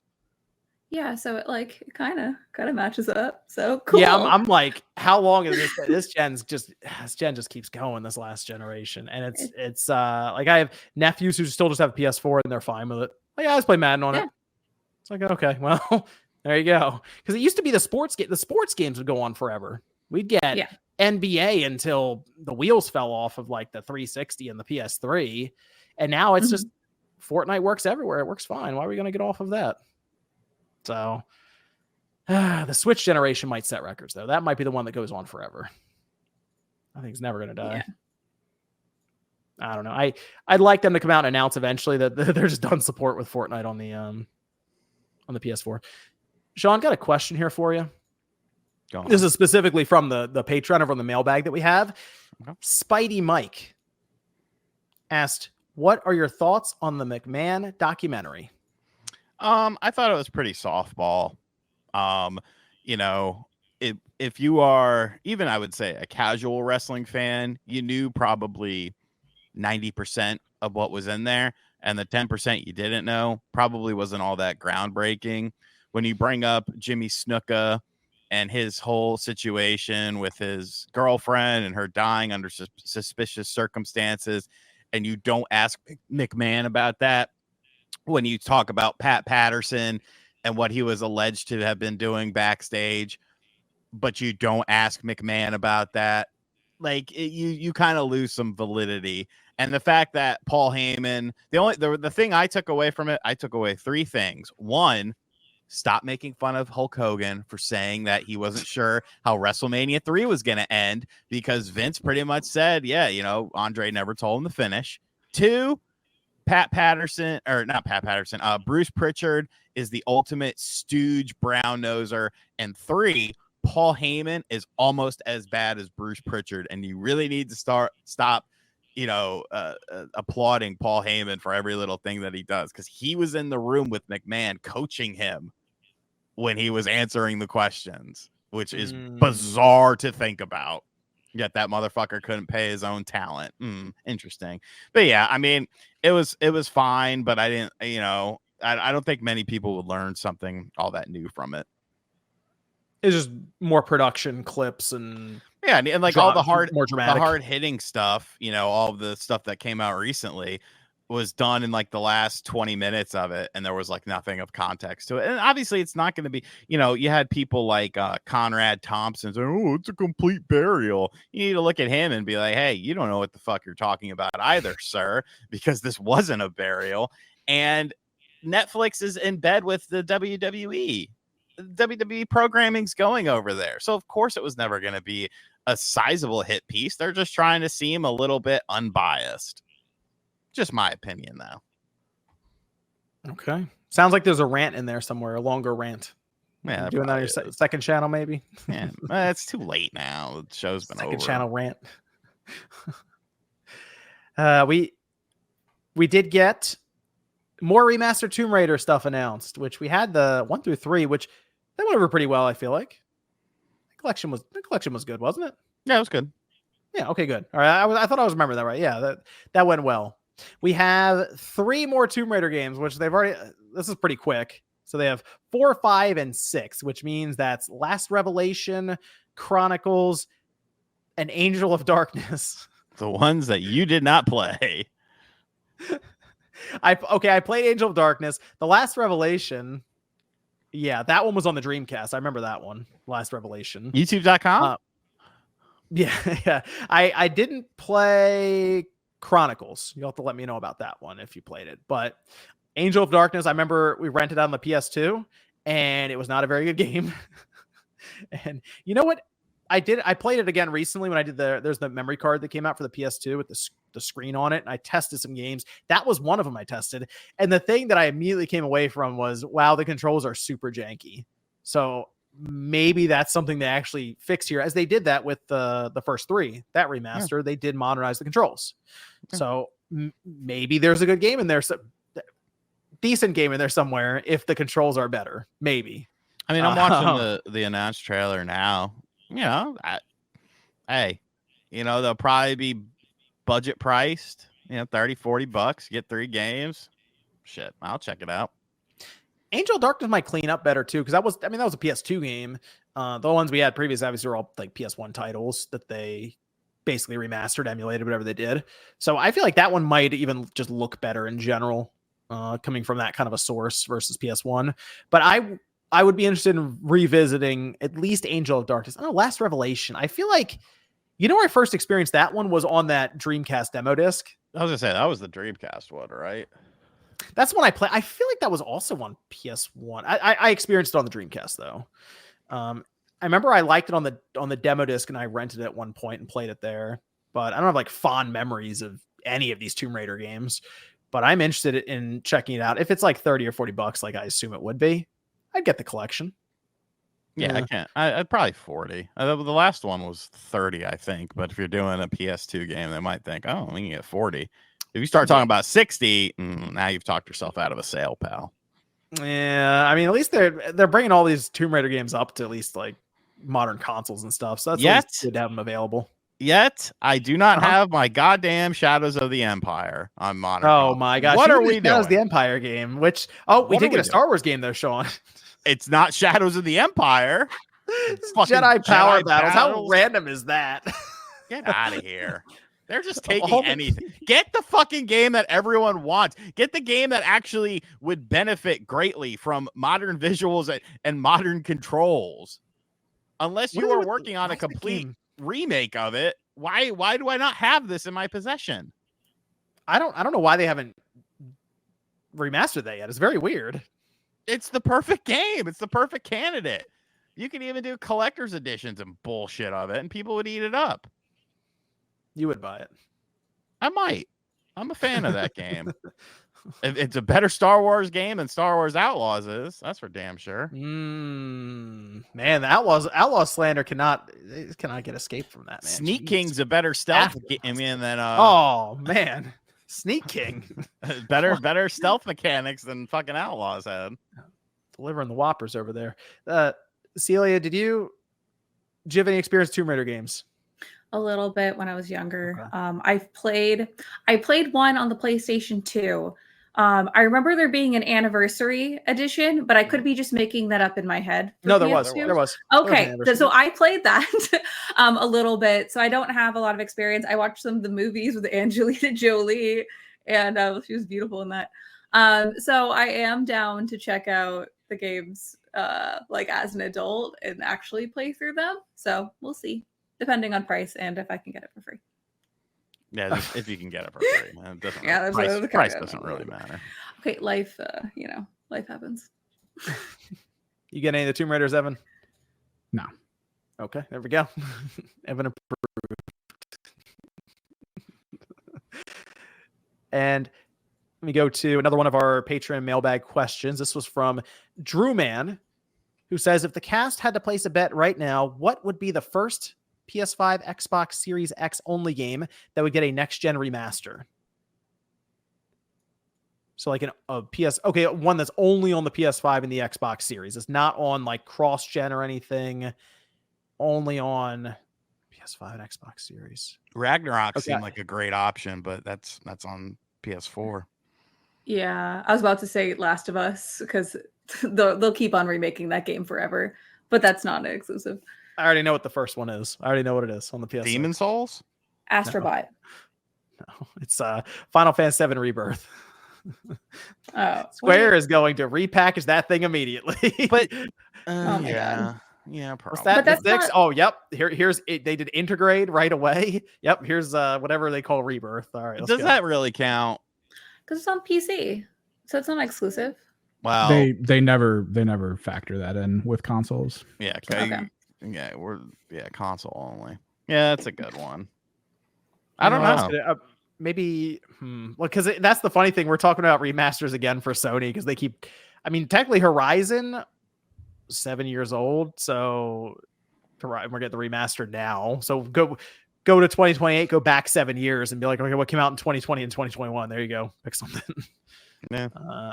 Go like Returnal. That as weird as that sounds, you never know. I could get something there. It sounds so strange, but I could see them remastering some of this stuff. It's not necessary, but they need to work on Infamous. This is what they need to work on. Get that up to modern systems. Let's get moving with that. We did have some Xbox news. This in the realm of technically streaming, but also buying on mobile devices outside of the Play Store, because there was a ruling with Google where they have to now open up Android devices in terms of the OS to where you have to allow other storefronts. So immediately, I mean, it's like almost days later or something. It didn't take long. Microsoft went, okay, yeah, the Xbox Store, you can buy games from us now. You don't have to worry about Play Store, nothing. You have our app, you buy it there. And if you buy it, apparently you can then start streaming from your phone right there. Like you can just start streaming the game immediately, or you can send it to your Xbox start downloading it. That works fine too. And now we have a report that broke a few hours before we started recording here that they're actually moving now to allow you to stream games in your library of your own that aren't on Game Pass. So originally it was like, okay, if you have Game Pass Ultimate, you can stream your games, but now you can, like, that are part of Game Pass Ultimate subscription. But now we're going to have games just available for streaming that you own that aren't necessarily in Game Pass is the idea. So like Shovel Knight, you can buy it from the app and start streaming it on your phone right there. Nice. I don't know how well it'll work with touchscreen, because that is still an issue. No, people that are doing that, they're grabbing a controller apparatus. Yeah, because I don't think I didn't get any notices from Xbox where you had to customize for touchscreen for any of this. I thought Xbox's thing was they had a layer of their own to emulate a controller that you could set up on the screen, like kind of how Steam emulates it for everyone. You have a controller on your screen, but it's like if you look at your screen and it's like the whole thing has a controller on it. Just about. No, it's not it's not a great experience, but it's there. It's not great. It works for. I tried it through for Dragon Quest 11, and it worked fine because it's not Call of Duty or a platformer or something. But I have to imagine Shovel Knight, just any platformer like that you need actual buttons and stuff. Not a great experience. I'll give it a go, but yeah, I don't know about that one. We'll see. Yeah, it's now Google's basically completely open for this kind of stuff. So Microsoft's very excited because they're desperately trying to bring all of this together as basically the Xbox being optional is part of it, but also we're going to be everywhere and sell as much as we can to everyone. Here they are now with their mobile phones. So I guess the buying experience would be easier. You just go on your phone and then tell your Xbox to start downloading it after you buy it right there. And technically you could play it immediately, but I don't know. The cloud thing is still, doesn't feel like we've really had much progress on the cloud streaming side in the last couple of years. Just disappointment after disappointment. Yeah, on PlayStation side. But I mean, just like movement in general with like the general consumer, I just don't feel like there's been that much movement in terms of them getting more of the market share or you just mean adopting people. it. Adoption rate. Yeah. It just doesn't feel like it's moved the needle much at all. Well, I mean, what do you see as someone in the industry? Oh, I was about to say, like, when you say not moving the needle, do you mean just domestically or internationally? I haven't really looked into a lot of cloud adoption because that's just something that we don't really focus on in our studio. But I would imagine that the cloud is primarily more useful in areas where like a lot of people rely more on like internet cafes to have access to online gaming, or more rural areas. That'd be interesting. But this is one thing where I'm just kind of guessing because I haven't looked into it myself. Yeah, I have nothing else to add for this. Sorry. I feel like there was this future that was painted for us by a lot of the publishers and bigger executives and stuff, that it would essentially get to a point where you just fire up your web browser, go on your phone, or whatever, and everyone's going to stream their games, and it's going to happen quickly. And it just hasn't. Like, everyone I talked to is like, I don't really do any cloud streaming stuff. The person I know who uses the cloud streaming the most, believe it or not, at this point, at least in actual use cases, is Sean. Well, the CEOs were talking to you, Sean. Good for you. No, I mean, it's, if I don't want to, you got to remember, game sizes are so fucking massive. If I'm unsure about a game and I can just stream it at first, I mean, hey, why would I do that? Here's what happens. Okay. Hey, Sean, this game came out. You should download it and we could check it out. And he looks at it and goes, it's 50 gigabytes. And he's like, I'm not downloading that. I'm like, we're going to play tonight. You just hit the button and walk away. And he's like, I don't know. It's like, you don't have to stare at the screen. It'll download while you're gone. So then we get there and he's like, I'll stream it for a bit and see if it's all right. So then he's playing multiplayer with us, streaming. He did with Halo at one point. Was it on your ROG Ally or something? It's on my Chromebook. It's on your Chromebook. It's like, what is... But no, I mean, well, that's the thing. Multiplayer is still doo-doo, but I mean, even single player Xbox stuff, I streamed because this was weird. So at the end of the NBA season, they had NBA 2K24 on Game Pass, and it was available on the cloud. And I was streaming it onto my ROG Ally and playing it on there. And I would say 93% of the time it was fine, but there were some graphical hiccups.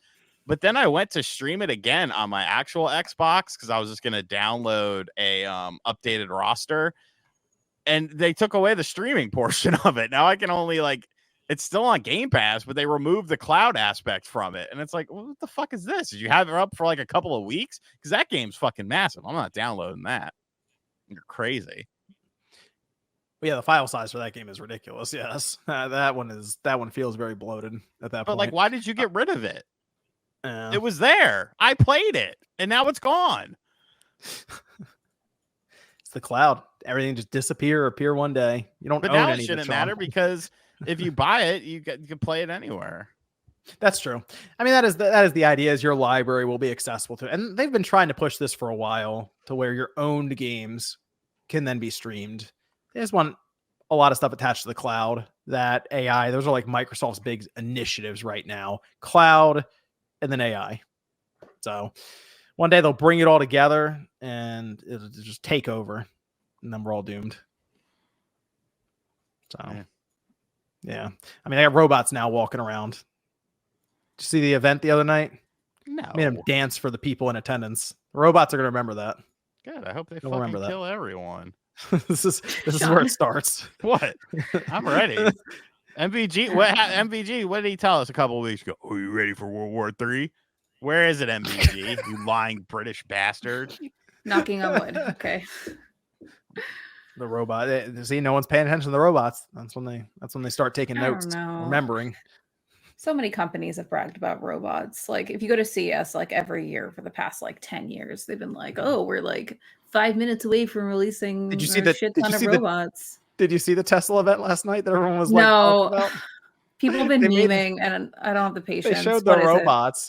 And it was they have like their robots, like they were talking about like being able to buy one and have it in your house and it'll do stuff like Sean looked up. How fast do you think it'll take for it'll be able to do like chores and stuff, and they have them the serving drinks. Jetsons. That's sure, yep, just like that. Like yes, Rosie from the Jetsons. You can buy a serving robot off of AliExpress. I have a robot. Sean hasn't grabbed one right now. That cleans my floor. Yeah, well, Roomba's great. No, it's this looks like this is like a humanoid robot, is what they had. And Tesla's making them. Stairs. Yes, and they have like hands, like their hands are like completely. So if Tesla's making it, cups and the build quality will be dog shit. So nobody has anything to worry about. I think it's Tesla and SpaceX and all that. I don't know. I don't trust burst that shit. into fire, start walking around the neighborhood. Like I live in a LA area, and there's so many Cybertrucks that are just fucked up constantly. So I do not like. They'll be on the side of the road. Too. They're all over the place, and I've seen so many of them where like they're stuck at the Target or like a branch falls on it, and it's like I don't know. It's just so many things where they're messed up. Yeah, and the pedals don't work. The hurricane. Wait, you want that in your house? No, thank you. John does. John said, "Fuck my family." Oh, there's a catastrophic storm. Well, fuck, guys, we're all dead because Daddy's Tesla. You know, it caught on fire because I bought the Tesla instead. Sorry, kids. I don't have a Cybertruck. Sync by Oz. We go down and perish in flames. It's just a Model 3. No, thank you. It's a Model 3. At least somebody. Thank you for being here, Celia, for having a little bit of common sense. It's all good. I don't know if I would be the first person to test one of these robots and have it in my house. No, you probably have to kill your family. Like Jesus. The door behind him opens and it just walks in right now. No, it looks like the way that they were showing them, because people were taking videos of them serving people at the bar. So the robots basically serve drinks at the bar for people. It looked like it was taking a while to do a lot of the stuff, and it was very. It seemed like they had programmed to be very careful around people. So it was waiting and thinking and deciding very slowly. You get mad at a human who's moving quickly. I can't wait for someone to just kick a robot over. No, be nice to the robots. Don't be mean to the robots. Also, I haven't seen that video, but it's not that that's not new technology. Because I was at CES in 2019, and there was this robot hand that was serving everyone coffee and doing a lot of cool stuff. So he didn't invent that. I'm telling you can find serving robots on AliExpress right now. I was watching people look at them last night.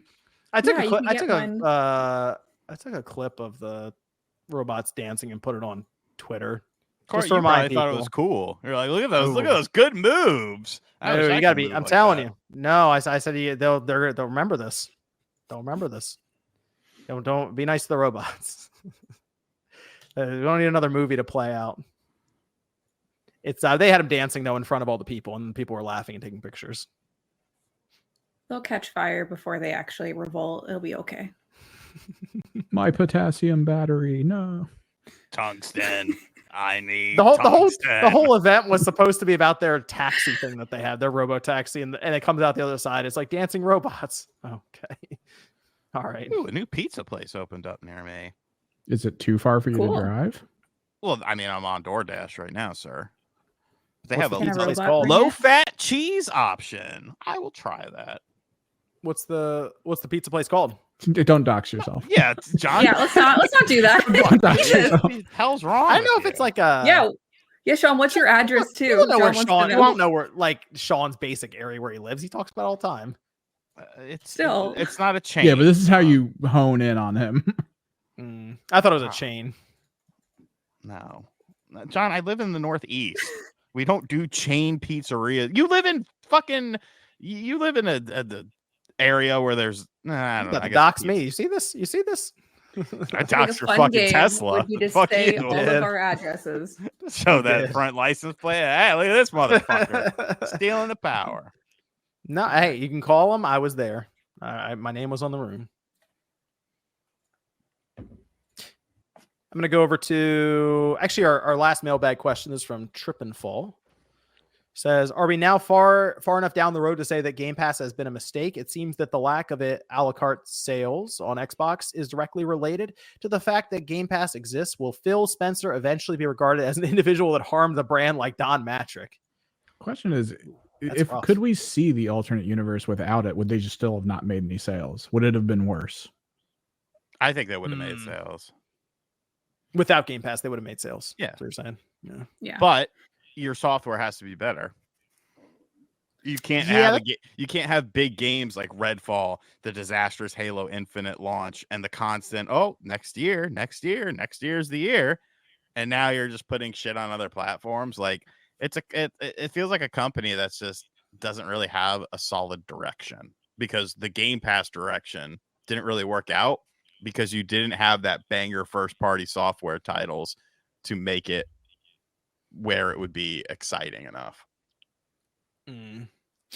Yeah, that's good, Celia. Yeah, no, because they train their consumer like patterns to not purchase games. Because like a crazy thing is that like if you develop hardware for Xbox, it sells like hotcakes. Like they've trained their consumers to buy 50 fucking controllers, and it's incredible. Like they'll just keep on buying them, and it's great. But for like actual games, for Game Pass, like most people, they'll look at a game and be like, wow, that looks great. I'll get it on Game Pass day one, and like I don't have to buy it, and it's fine. And to like remedy that, I know that they offer that you get a discount once it's taken off Game Pass, but just the duration of when it is offered on Game Pass, those contracts are for like a year or 2 years, depending on like what you're working with them. And so that's such a long duration that like a person would be already done with their game. I'm curious in the timeline of what the consumer market would be if Game Pass didn't exist, or if they did something kind of similar to like the Blockbuster model where you had Game Pass and you only had it for a couple days. So you got like a taste of it and you'd have to re-rent it. I don't know. I feel like when talking about that sounds more, like a GameFly model or something of the sort, just with a larger library and it being digital. So it's more immediate. I feel like in the long run, that would have made more sense. As a developer, I do enjoy Game Pass because, like the deals are great. It's cool to work that out. And there's more access to your game that some audiences wouldn't be able to check out normally. But like from the consumer buying patterns, it's definitely put a damper on the market. And if you compare that to like the PlayStation Plus, where they have a different kind of user experience while still having like a large library of games, it's very different because PlayStation players still purchase them.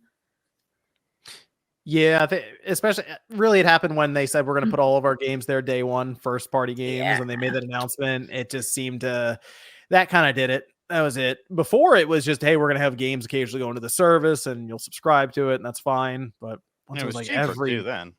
And you almost have to imagine that some of Xbox's, we'll say, lax efforts with their releases are in part due to that. If you're putting out, if you have, if you're not relying on Game Pass to be a thing and you need this game to sell X amount of copies, I feel like you're going to put a little, like Redfall. I think if Game Pass didn't exist, Redfall would have never been released in the state it was in. They would have kept it behind the scenes or moved on from it or something. Something. They need some kind of content. They need some kind of release. So Redfall, it's like whatever we got, send it out because that was a not a great example for them in their case of like, hey, we have big Game Pass games coming, and that comes out and it's like, has there been a game that has been a good example from Xbox Studios? Aside maybe Forza? Would you count Psychonauts 2?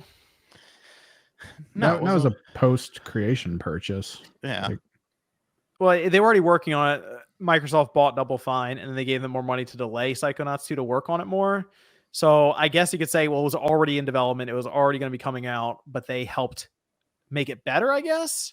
it was the better But result compared to you're Concord. talking about it starts development here under Game Pass, and then it comes out as this critically acclaimed. I'm just talking from a first party Xbox, an Right. Xbox owned studio. It's probably Forza's probably the big one then. I mean, we have like Gears and stuff, and that's good. But you're talking about it shows up. This thing's like a 90 something Metacritic. I don't think we've had that. No, I don't think Something so. to think about. Okay, here you go, Sean. Here's one for you real quick. Jack Morning says, if they're all pre-recorded now, how am I supposed to ask Sean if he was ever able to buy that Hulk Hogan domestic violence action figure? Oh, I did get it. It's already here. Is it in the room with you right now? No, it's in the Hogan room. Okay. I had to move around a few things. I had to move around. I actually got another figure in today that I had to move around some things to make it work. Oh yeah, how's that work? Is it so you have any predetermined spots where you're like, okay, I'm gonna get this, and this Hogan figure, and then it's gonna fill in this row, or do you just make room as you get stuff? No, you have to make room. Like the room is full already, so I'm making room. I'm finding things, maybe taking things out of the, because there are some. It's kind of like the older wrestling room. Like all my modern figures, I moved back down here. Well, most of my modern figures, but like signed stuff I keep in there because like I have a signed Sting and Goldberg and Jake Roberts figure, so that stays in there. And then you find room. It's like Tetris. I'm pretty good at Tetris. You have seasonal Hogan stuff. I mean, we're Halloween. You got some Halloween Hogan you're gonna pop up in there? Or? Nah. I don't really do that. They're like a Santa Claus Hogan that comes out. Anything like that? If they made one, then I would look into it, and but that wouldn't necessarily be seasonal. That would just be all year round. You gonna get something signed too? You gonna get that all done? Yeah, I finally figured out the fucking asshole from his store finally got back with me after months and told me the process. Why does it sound so difficult to get something signed? Well, I mean, if it's because you have to send it in, and then like I guess he's got to like be like, all right, here you have to sign this. Think about it. Do you have a way? Like no other wrestler really has a way where it's like send this in. It's like, oh, see me at a convention. That's they true. actually have right. a mail-in service for this, and you got to mail them something that they sign, and they mail it back to you. That's the idea, right? Cash, okay, so cash or money order only. No checks. It's just a statue wrapped in hundreds. Just must be in the envelope with the product. No, I'm having them sign the book. So, see, I'd be curious what you ask them what the weirdest thing is they had to sign, like that was mailed to them. I mean, I probably know a guy who's had weird things signed to him. Shout out to Michael LaPuma. Okay. Now I was just curious how far people are willing to go, like in terms of mailing stuff in to get it signed.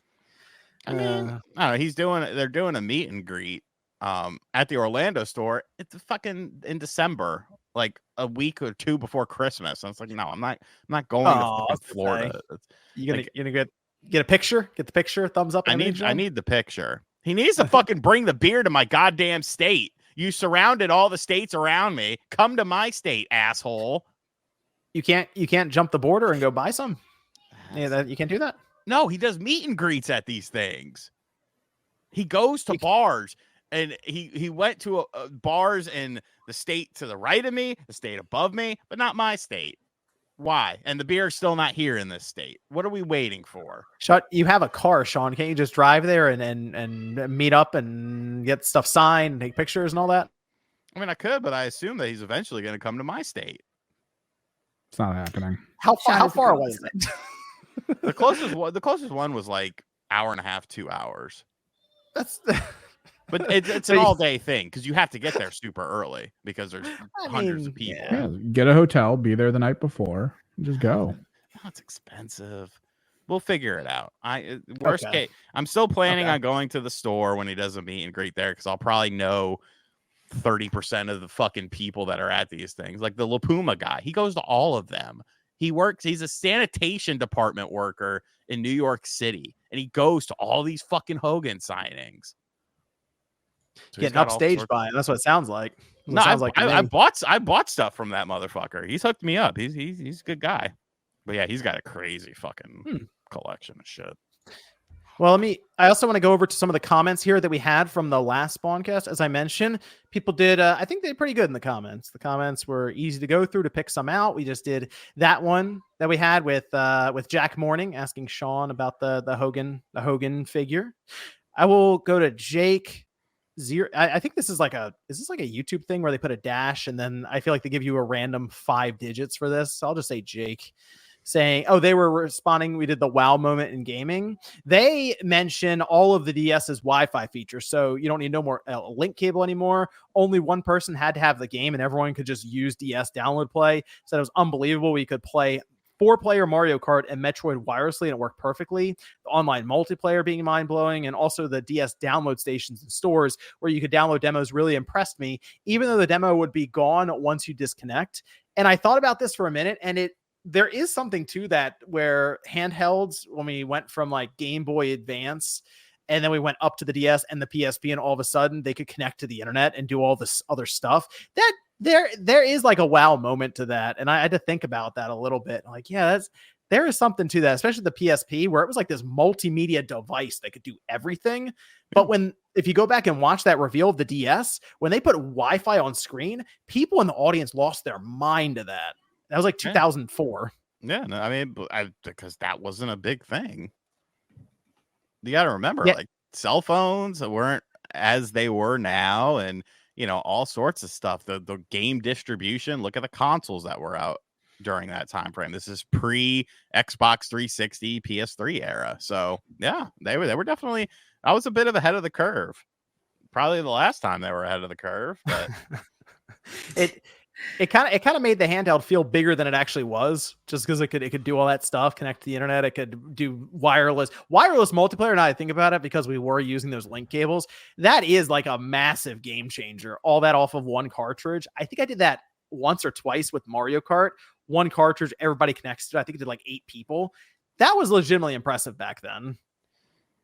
And coming off of link cable with Pokemon being wireless, it was a big deal. Mm-hmm. That's something we do take a bit for granted now. I will admit that is one of those things that I don't really think about unless it's brought up like this. So that's a good comment from Jake about the wow moment.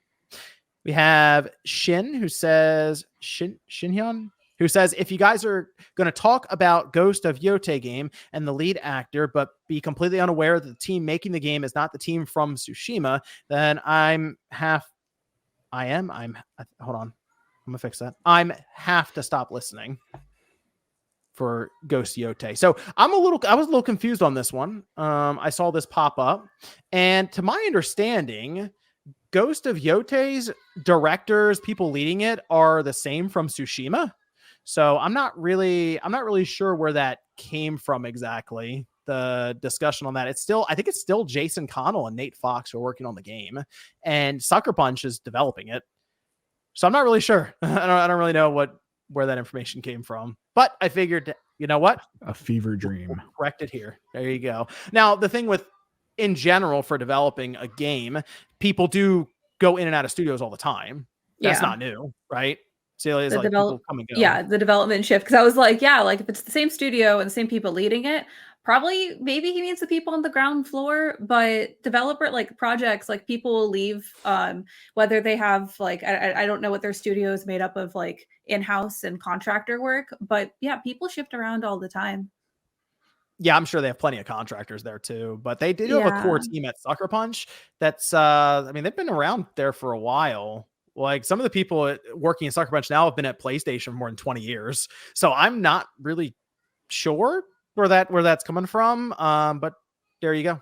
Okay. We got that on the record there for you. So we'll see. I guess we'll see more Ghost Yote starting next year, because I think they're going quiet now for a bit. So but yeah, it's still Sucker Punch. Sucker Punch is good. If you like Tsushima, you like what they did there, mostly the same team. So should hopefully like Ghost Yote.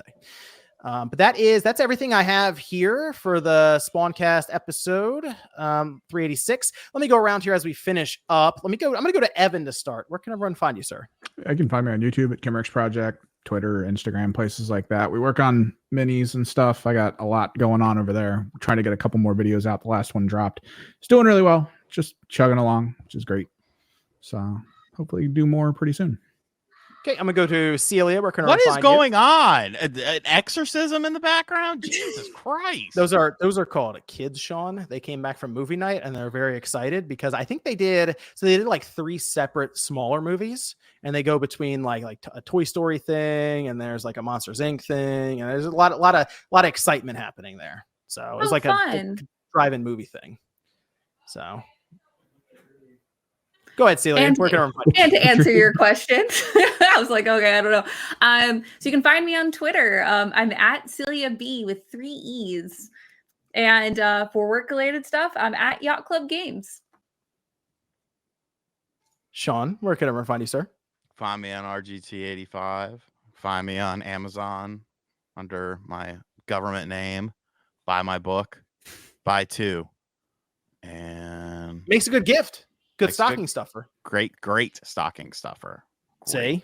See, there you go. Yep. Is the misprint one still in stock? No, that's long gone. Are those getting flipped on eBay? I bet they are. I'm sure. MVG said he was sending it into WADA. Getting ahead of the curve. I like it. It. That's how you have to do it. You have to encase it in plastic so you'll never read it ever.